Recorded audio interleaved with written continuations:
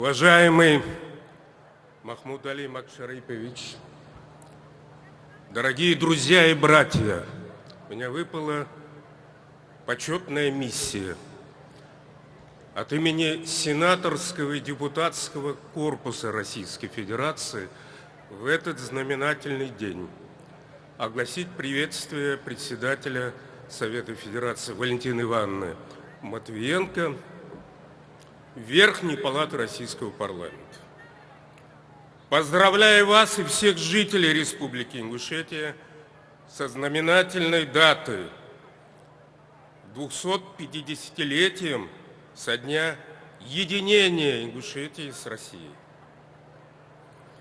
Республика Ингушетия – самый молодой субъект Российской Федерации, но ее судьба 2,5 столетия неразрывно связана с Россией.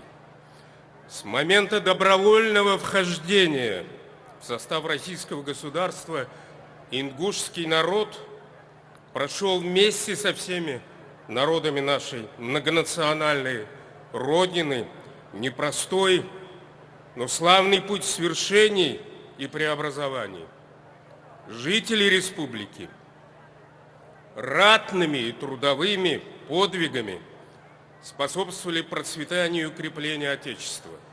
Сегодня, бережно храня свои вековые традиции и приумножая богатое культурное наследие, они вносят весомый вклад в решение общенациональных задач.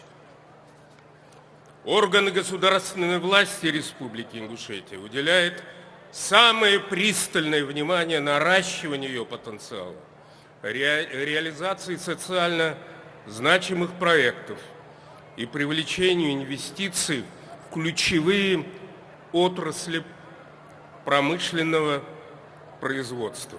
Многое делается для повышения уровня жизни людей, поддержки предпринимательских инициатив. Уверена, что любовь к родной земле и в дальнейшем будет помогать жителям республики добиваться успехов во всех начинаниях. Желаю мира, благополучия и всего самого доброго. Валентина Матвиенко. С праздником, дорогие братья!